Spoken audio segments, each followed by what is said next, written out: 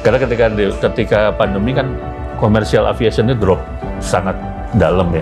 Jadi bagaimana sih cara kita bisa survive itu yang membuat kita harus kreatif gitu. Baik, kita harus efisiensi juga, di semua lini kita efisiensikan, dan kita cari revenue generator yang baru gitu.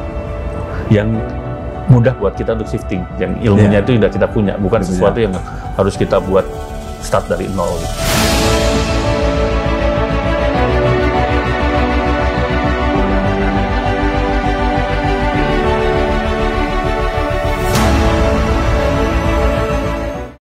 Sahabat transportasi Indonesia, saat ini kalau kita lihat bahwa studio kita agak berbeda. Ini sebenarnya kita tidak lagi studio transportasi Indonesia, kita sekarang lagi berada di GMF, yaitu Garuda Maintenance Facilities Aero Asia Tbk, tepatnya di wilayah Soekarno-Hatta. Dan tamu kita istimewa hari ini adalah beliau ini mandornya bengkel pesawat, CEO-nya dari GMF, Bapak Andi Fahru Rozi. Ya, terima kasih. Apa kabar Bapak? Baik Pak, kabar baik. Sehat. Steady Bapak? Iya. Olahraga apa? Kadang-kadang lari Pak, cuma karena pandemi mulai berkurang nih. Waduh, masih kuat lari? Iya. Pelan-pelan aja Pak. Pelan-pelan? Mantap. Beliau juga selalu bugar, fit, karena memang kesibukan beliau saat ini sangat meningkat. Karena saat ini dunia kedirgantara Indonesia, terutama pesawat makin bagus dalam kaitan dengan penerbangannya. Jadwal penerbangan makin mudah-mudahan dengan pandemi yang sudah usai, yang saat ini masih dalam posisi untuk menjadi endemi, dunia penerbangan akan jauh lebih baik lagi. Nah, berarti banyak sekali pesawat yang saat ini harus dioperasikan, harus di maintenance dan sebagainya. Itu adalah di Indonesia salah satu yang terbesar kalau nggak salah Pak ya, di Indonesia ya. Di Indonesia ya. Yeah. Baik. Pak, ini ngomong agak pribadi. Bapak kan seorang dari awal saya memperhatikan Bapak dari mahasiswa sudah memilih bidang kedirgantaraan, ITB ya Pak ya. Yeah. Mengapa kok tertarik di bidang kedirgantaraan? Jadi waktu itu saya kan masuk tahun 97 ya. Tahun 95 itu kan PTDI itu merilis N250. Jadi waktu itu jadi booming ya di Indonesia. Dirgantara Indonesia ya? Ya kayak puncaknya dirgantara di Indonesia itu N250, 95 kita bisa buat pesawat gitu Pak. Jadi di situ apalagi ada sosok Habibie kan. Ya. Jadi dari situ kayak keren nih di penerbangan. 95 Bapak saya SMA? Saya SMA. Terus begitu launching pesawat, wah kayaknya keren nih. Kemudian dulu UMPTN ya. Kalau sekarang UMPTN lihat pilih, kayaknya keren gitu kan. Saya juga nggak tahu apa sebenarnya. Terus ya daftar aja gitu kan. Alhamdulillah masuk. Nah di situ baru ketahuan ternyata kuliahnya susah gitu Pak. jadi akhirnya saya lebih ke arah bukan ke arah desain pesawat. Saya belok ke arah di situ ada subjur gitu. Saya masuk subjurnya transportasi udara. Ya karena itu buat saya lebih nyaman dan bisa lulus cepat gitu. Jadi bukan yang desain.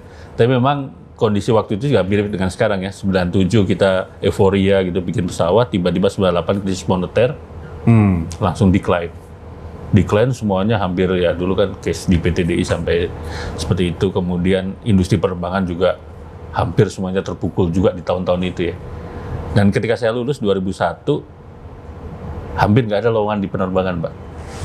2001 itu hampir teman-teman saya rata-rata larinya ke bank dan jadi penerbangan. Penerbang rata-rata ke bank.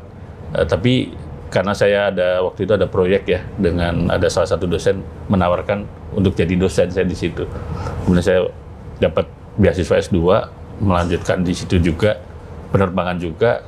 Ada proyeknya dulu di Angkasa Pura untuk radar di Polonia.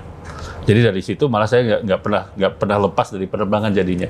Yang tadinya teman-teman pada lari di luar, dapat kerjaan di luar penerbangan, dan saya tadi mau ke sana, nggak jadi. Jadi terus ya membangun dunia saya ke sini gitu ya. Jadi terus dari situ saya pindah ke ada perusahaan, kebetulan dulu ada perusahaan Amerika, saya kerja di situ. Di penerbangan juga.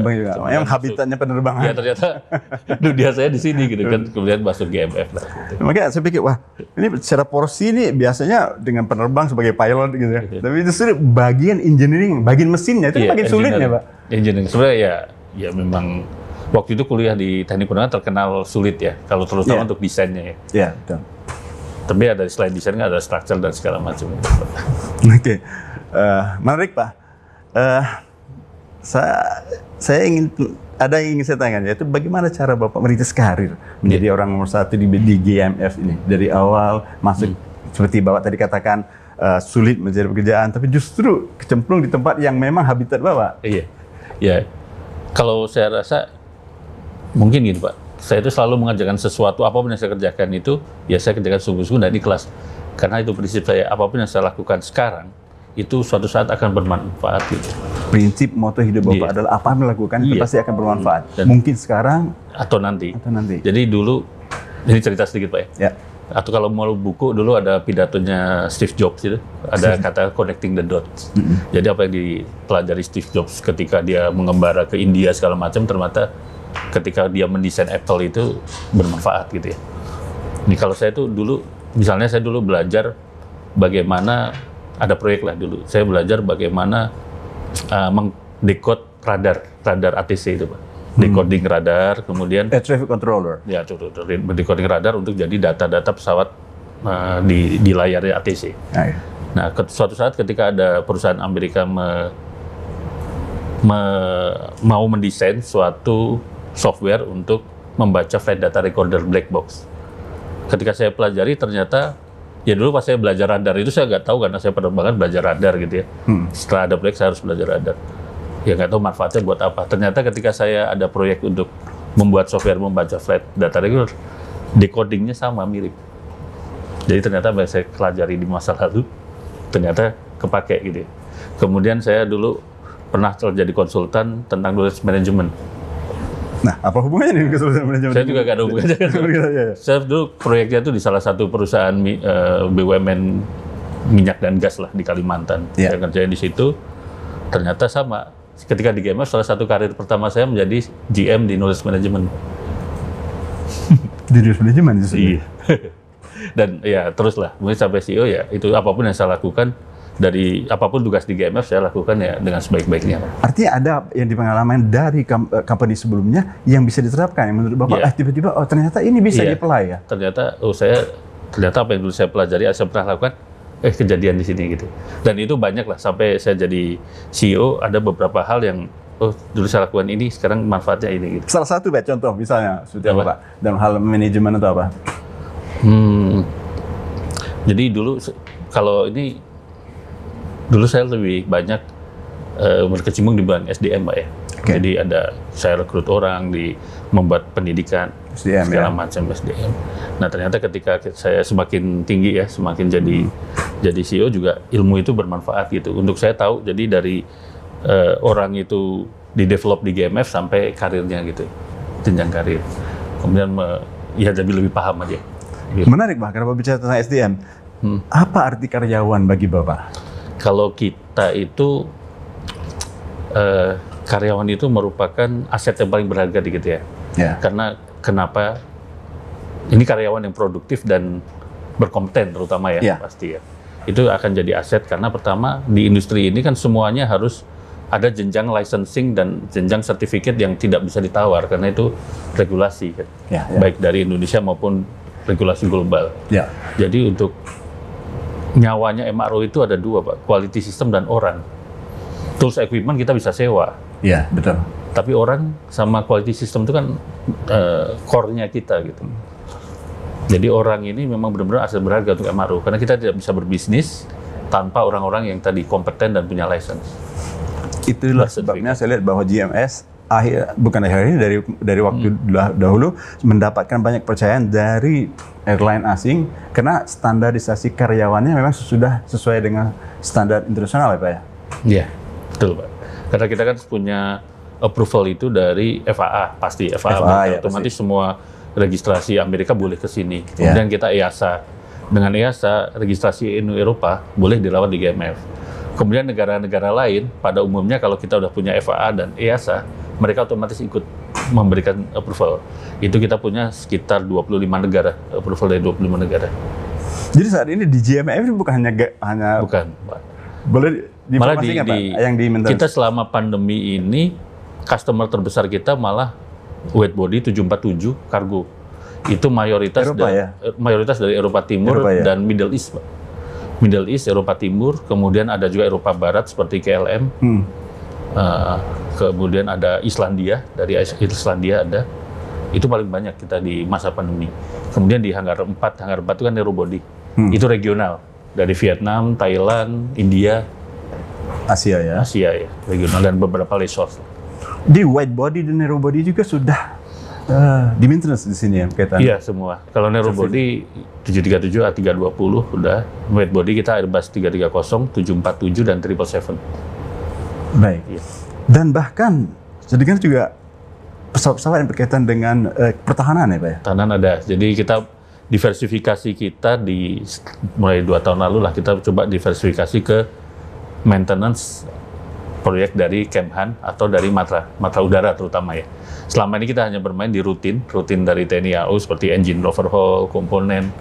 Tapi kita sekarang masuk ke airframe-nya juga. Jadi kita kembangkan Hercules C130 yang saat ini sudah mulai juga proyeknya. Ada modifikasi center wing box dan avionics.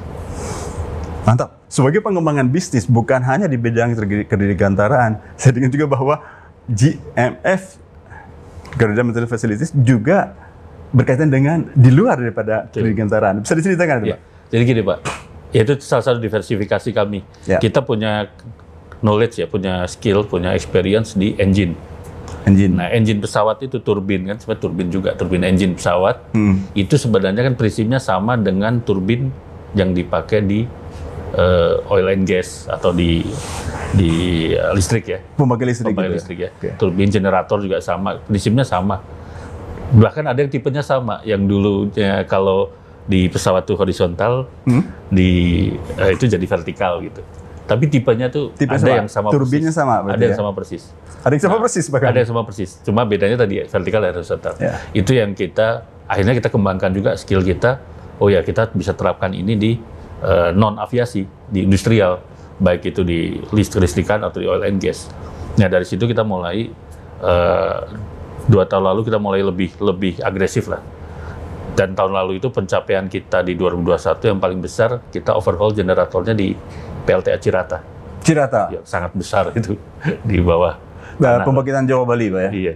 Nah ini yang tahun ini juga kita sedang ada satu proyek di PLN di mengganti rotor yang besar, Pak.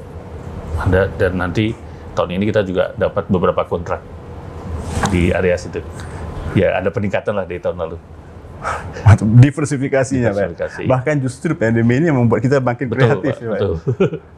Karena ketika pandemi kan commercial aviation-nya drop sangat dalam ya. Jadi bagaimana sih cara kita bisa survive itu yang membuat kita harus kreatif itu. Baik, kita harus efisiensi juga di semua lini kita efisiensikan dan kita cari revenue generator yang baru gitu. Yang mudah buat kita untuk shifting, yang ilmunya itu sudah kita punya, bukan sesuatu yang harus kita buat start dari nol gitu. Memang di bidang itu ya, Pak, engineering juga, Pak ya. Salah satu hal yang Bapak terapkan untuk survive di bidang ini adalah membuat diversifikasi. Ada hal lain enggak, Pak? Yang utama ya lebih kreatif. Jadi segmentasi termasuk dalam yang aviasi ya, komersial aviasi. Ketika pandemi itu ternyata yang tumbuh itu airlines kargo. Kargo ya, betul. Karena ketika airlines yang bawa passenger itu, terutama international flight, itu kan banyak negara tutup ya. Tidak bisa gitu ya, tidak bisa masuk. Otomatis pergerakan barang yang tadinya biasa dipakai dibawa di kargo yang bahkan dimodifikasi, Pak ya. Beli kargo kan pesawat, betul. Tidak terangkut. Backlog banyak. Akhirnya pesawat kargo yang selama ini mungkin nggak banyak, tiba-tiba dibutuhkan banyak. Nah ini yang kita shifting, jadi kita lari cari customernya yang kargo internasional. Yang tadi 747, 777 kargo. Nah itu yang ternyata di pandemi yang menolong kita. Adalah dari airlines kargo internasional. Salah satu kebanggaan kita, jadi, GMF. Jadi akhirnya kita jadi berpikir, oh ya ternyata 747 ini di dunia ini udah mulai banyak, terutama Eropa itu udah mulai banyak yang tidak memiliki capability. Karena Eropa Barat itu lebih fokus ke sekarang yang man hours-nya sedikit. Contohnya engine, komponen. Nah, kalau yang airframe ini kan perlu man hours-nya besar, itu potensi buat kita. Justru spesialisasi di bidang itu yang lebih kuat. Karena buat kita kan kalau man hours besar, otomatis kalau menurut saya profitability-nya lebih bagus. Dan juga untuk membuka lapangan kerja di sini lebih banyak gitu. Ada target tertentu nggak Pak yang akan dicapai dalam tahun-tahun berikutnya Pak? Kalau target saya itu untuk airframe, kita punya fasilitas yang di luar Cengkareng, tapi fokus untuk internasional. Misalnya di mana? Membutuhkan? Ya bisa di Indonesia atau di luar negeri kita bisa partner untuk pasar yang internasional. Karena kita yang untuk wet body ini kita akan fokus di wet body juga. Nah, wet body ini otomatis pasarnya itu ada di luar negeri, bukan di sini. Iya. Dan sudah di sini udah cukup penuh ya untuk wet body yang di fasilitas kita di Cengkareng. Nah, juga termasuk spare part pendukungnya. Iya. Kalau yang kedua ya engine shop. Engine shop itu juga ke depan bisa jadi tumpuan kita untuk menaikkan revenue. Baik. Target sudah disusun. Nah, bagaimana cara kiatnya GMF untuk bisa menghadirkan pelayanan prima bagi pelanggan, Pak? Jadi kita setiap ada account manager, ada customer service manager ya. Customer service manager itu yang memang mendampingi setiap customer di sini lah. Ada apapun, ada komplain apapun, mereka menyelesaikan, ada kebutuhan apapun, itu yang diskusi mereka. Nah, kemudian yang kedua, kualitas, Pak. Jadi kualitas itu ya memang nggak bisa ditawar. Jadi untuk meningkatkan kepercayaan customer, kualitas yang harus kita jaga. Yang pasti semua compliance harus dipenuhi.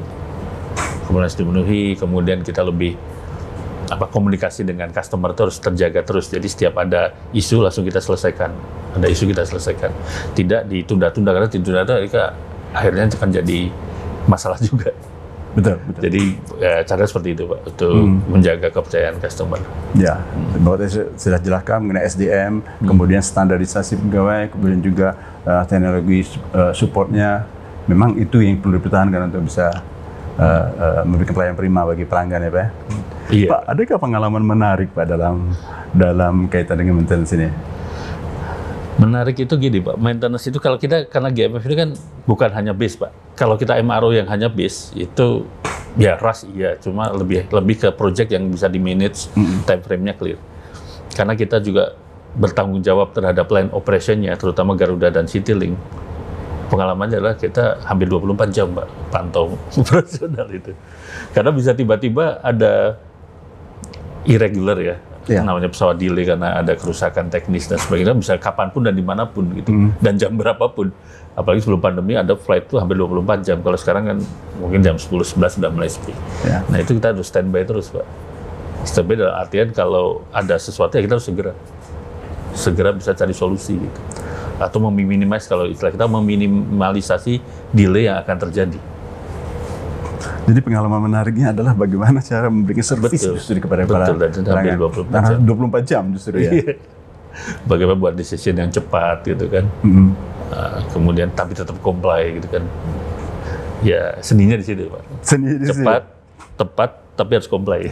Biasanya kendala yang dihadapi apa, Pak, yang membuat ini jadi agak lama nih kadang-kadang ini, Pak.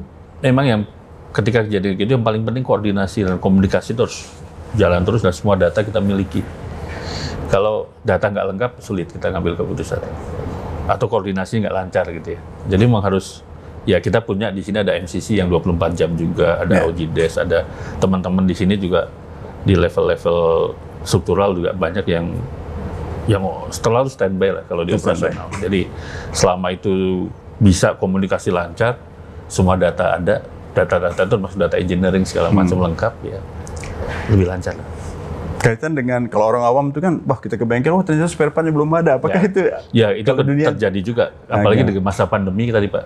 Ketika pandemi, logistik kan nggak lancar seluruh dunia. Oh iya, banyak pembatasan, Pak ya. Pembatasan, akhirnya yang terbang hanya pesawat kargo. Pesawat kargo juga limited kan. Jadi ketika, ya sekarang sudah mulai pulih. Tapi masih belum secepat di masa sebelum pandemi. Jadi kalau dulu kita kirim barang spare part material dari Amerika bisa 2-3 hari sampai, ketika pandemi itu bisa 7-10 hari. Dari Singapura yang biasa daily jam-jaman bisa sampai perlu waktu 2-3 hari karena flightnya nggak ada atau antriannya terlalu banyak, antrian logistik, antrian kargo yang mau diangkut. Dan ada beberapa part untuk pesawat tuh ada beda Pak, seperti engine itu harus dikirimnya by air freight, tidak bisa pakai sea freight untuk jangka lama. Kemudian ada juga part yang karena DG nggak bisa masuk ke pesawat, harus pakai kapal laut. Jadi seninya merencanakan material itu juga ada ilmu sendiri, Pak. Tadi kata untuk pengangkut aja beda-beda.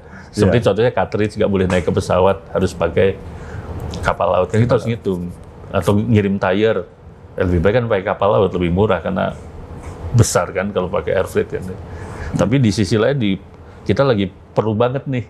Nah, bagaimana mix pakai air freight atau sea freight gitu untuk logistiknya sendiri. Dan kadang-kadang kita perlu satu part yang rusak atau material yang dibutuhkan tuh yang jarang turun atau jarang terjadi kerusakan. Ternyata sourcing di seluruh dunia atau di OEM-nya nggak ada. Itu ya perlu. Ya betul. Ya ada inilah tantangannya banyak. Ya karena Bapak sejak 2021 pada saat lagi tinggi-tingginya pandemi di Indonesia. Bagaimana bisa menyesuaikan itu ya Pak? Ya, jadi betul Pak, ketika pandemi memang tantangannya kita untuk survive di perusahaan akhirnya memang kita harus mau nggak mau efisiensi semuanya. Efisiensi semuanya. Ya, dari semua lini kita efisiensikan dengan yang jadi target kami itu sekarang tahun lalu bagaimana EBITDA mulai positif. Nah, sejak Juli tahun lalu, Agustus tahun lalu per bulan EBITDA kita udah mulai positif nih. Jadi secara operasional kita udah mulai on track. Nah, sekarang tahun ini bagaimana kita menaikkan agar operatingnya bisa positif. Dan kalau bisa ya netnya positif. Memang banyak tantangannya, cuma kita sedang berusaha Pak. Q1 insya Allah kita akan EBITDA-nya positif. Dan operatingnya udah membaik lah dibanding tahun lalu. Karena dunia penerbangan juga saat ini sudah mulai pulih Pak ya? Betul Pak. Recovery-nya hampir 100% mungkin Pak? Belum, tapi semoga arahnya ke sana. Kalau sekarang kan udah pembatasan udah mulai dari luar negeri juga udah mulai dibuka lebih mudah ya tanpa karantina segala macam. Karena ketika ada karantina itu masalahnya adalah ketika ada customer datang ke sini perlu waktu 7 hari apa 14 hari, dia harus waktu itu 14 hari karantina dulu. Baru tag wrap-nya itu tag wrap dari customer baru bisa masuk. Otomatis pesawat baru bisa mulai dikerjakan. Apalagi kita kan punya FAA, punya EASA Pak. Memang selama ini bisa untuk online ya. Auditnya online tahunan. Tapi ketika kita mau menambah capability baru, mereka harus datang. Nah ini yang EASA udah tertunda hampir tahun lalu, masih tertunda ya dia kemungkinan akan dijadwalkan bulan depan baru bisa ke sini setelah tidak ada karantina. Karena kalau mereka nggak bisa datang on-site, penambahan kapabilitas kita itu tidak akan mendapat approval gitu. Kalau untuk perpanjangan sih bisa online. Artinya semua kendala yang saat ini dialami kaitan dengan spare part dan sebagainya, terutama karena peraturan-peraturan berkaitan dengan pandemi, mudah-mudahan ini sudah mulai normal kembali Pak ya. Ada satu hal yang ingin saya tanyakan Pak. GMF kan kita lihat bahwa salah satu perusahaan kebanggaan Indonesia, terutama dalam kaitan dengan maintenance dan beyond MRO sekarang ini bisa dikatakan. Mimpi besar apa Pak yang saat ini ingin Bapak rancang atau belum tercapai? Mimpi besar, yaitu GMF menjadi pemain global Pak. Pemain global dan profitable lah. Global dan profitable, kuncinya profitable. Itu iya. Jadi global sekarang nggak sudah global, tapi kita pengen yang diperhitungkan seperti ya cita-cita kita bisa bersaing dengan ST Aero gitu ya, Lufthansa gitu yang bisa punya fasilitas di mana-mana juga gitu. Nah itu yang sedang kita mencoba ke arah sana Pak. Jadi kita bisa punya fasilitas. Saya sudah menjajakin untuk bisa bermain global. Tadi Bapak singgung beyond MRO. Iya. Jadi kita memang arahnya ke sana Pak. Salah satunya adalah dengan kita mengganti misi. Misi kita itu dulu kan, visi kita dulu kan most top 10 MRO in the world. Tapi sekarang kita ganti jadi most valuable MRO company. Most valuable MRO company. Valuable-nya di? Ya, tadi profitable, segala macam, kualitinya bagus, itu kan valuable. Kemudian misi itu kita ubah. Dulu kan kita integrated reliable aircraft maintenance solution. Ada aircraftnya. Sekarang kita ganti integrated maintenance solution. Karena kita bukan hanya pesawat, ada tadi kan, jadi integrated marine solution. Kalau dulu ada kata-kata for a safer sky, sekarang kita fokus ke as a contribution to the nation. Jadi bagaimana kita bisa berkontribusi ke negara. Makanya kenapa kita serap ini, Pak, proyek-proyek dari Sekretariat Negara, pesawat BPJ, dan juga dari defense ya, Kementerian Pertahanan. Jadi itu sebagai salah satu upaya kita untuk berkontribusi terhadap nation tadi, baik di Kementerian Pertahanan atau di tadi kelistrikan, oil and gas gitu kan. Selain dari aviation sendiri. Jadi visi dan misinya kita sesuaikan. Artinya secara profit sudah mulai memperlihatkan apakah steady ya Pak ya yang berkaitan dengan dirgantara, berkaitan dengan ini lebih mantap ya Pak. Lebih mantap. Ya semoga aircraft commercial aviation segera rebound lagi ya, kita optimis Pak. Mau ditambahin dengan sebuah closing statement Pak? Apa ya? Jadi kita kalau closing saya ya tetap berkarya untuk Indonesia Pak. Ya jangan menyerah. Menarik Pak, saya salah satu hal yang sangat menarik dari percakapan saya, Bapak katakan lakukan sesuatu dengan baik. Yang terbaik yang bisa kita lakukan. Nanti hasilnya mungkin saat ini, mungkin saat nanti betul, ya Pak. Betul Pak. Itu mutunya dapat dari mana? Kok bisa memberikan manfaat? Itu dari pengalaman pribadi Pak, yang tadi saya Pak. Ada hal-hal yang ketika kita kerjakan dulu, apapun yang kita pelajari, apapun pengalaman yang kita dapatkan, pasti suatu saat akan bermanfaat. Mungkin nggak sekarang, bisa jadi 5-10 tahun lagi. Tapi lakukan itu dengan ikhlas saja. Jadi tadi semua belajar, kita belajar apapun lah. Belajar apapun dengan sungguh-sungguh. Kita melakukan pengalaman apapun, baik itu pengalaman baik atau pengalaman buruk ya.